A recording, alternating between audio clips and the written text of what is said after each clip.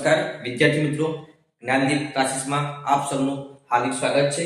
આજે ધોરણ 12 માં ચેપ્ટર નંબર 3 માં સ્વાધ્યાય 3.1 માં દાખલા નંબર 2 નો આપણે અભ્યાસ કરીશું। ગયા લેક્ચરમાં આપણે દાખલો નંબર 1 ભણ્યા હતા। તો દાખલો 2 નંબર શું કહેવાય? દાખલો નંબર 2 અને દાખલા નંબર 3 બંને સેમ જ છે, ખાલી સંખ્યા અલગ અલગ છે। તો આપણે વાંચીએ સંખ્યામાં શું કહે છે? જો કોઈ શ્રેણિકને 24 ઘટકો હોય તો તેની શક્ય કક્ષાઓ કઈ થશે? કેટલા ઘટકો કીધા છે આપણને? હવે 24 ઘટકો, તો તેની શક્ય કક્ષાઓ કઈ હોય?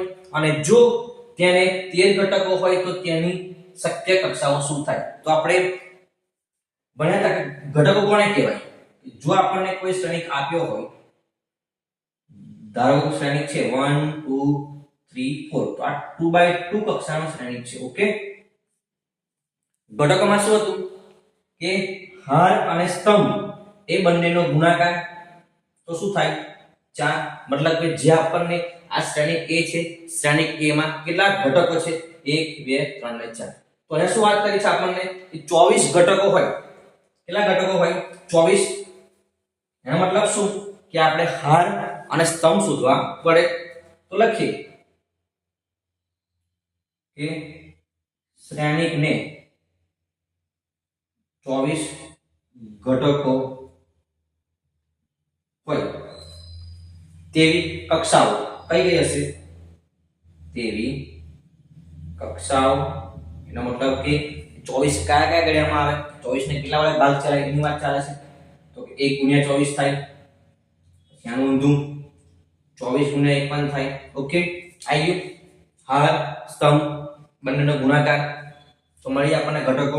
પછી 12 * 2 = 24, એટલે કે 2 * 12, પછી આનું ઉલટું 12 * 2। ઓકે, 3 * 8 = 24 થાય, 3 * 8, એનું ઉલટું 8 * 3 = 24 થાય। ઓકે, ત્યારબાદ 4 * 6 = 24 થાય, 4 * 6 = 24, એનું ઉલટું 6 * 4 = 24।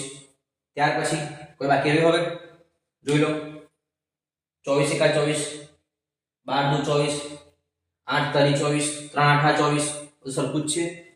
તો આપણને શું મળે કે જે 24 ઘટકો હોય તેની કક્ષાઓ આટલી મળે। ઓકે, ત્યારબાદ તેના ઘટકો, હવે શ્રેણિક 13 ના ઘટકો, તો એના માટે પોસિબલ શું હોય? તો કે 1 * 13 અને એનું ઊંધું 13 * 1 ઘટકો હોય તો શું હોય? કક્ષામાં શું હોય? તો કે હાર હોય અને સ્તંભ હોય। એને શું કહેવાય? ઘટકો કહેવાય। એટલે હાર અને સ્તંભના બંનેનો ગુણાકાર। ઓકે, તો આપણને ઘટકો મળી ગયા। હવે જો કોઈ શ્રેણિકને 18 ઘટકો હોય તો તેની શક્ય કક્ષાઓ કઈ હોય? કેટલા ઘટકો કીધા આપણને? 18 ઘટકો કીધા છે। તો 18 માટે શું થાય?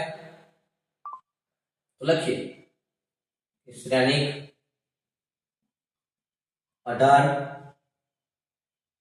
ઘટકોની કક્ષા શું થાય? પહેલા કોણ આવે? તો કે 1 * 18, ત્યારબાદ 18 * 1, ત્યારબાદ 2 * 9 = 18 થાય। ઓકે, ત્યાર પછી 9 * 2 = 18 થાય, ત્યારબાદ 3 * 6 = 18 થાય, ત્યારબાદ 6 * 3 = 18। આ બધું જ। હવે શું કીધું આપણને કે જો તેને 5 ઘટકો હોય તો તેની શક્ય કક્ષાઓ કઈ? તો 5 માટે શું થાય? 5 માટે તો 1 * 5, 5 * 1 થઈ ગયું। દાખલો બહુ સહેલો છે।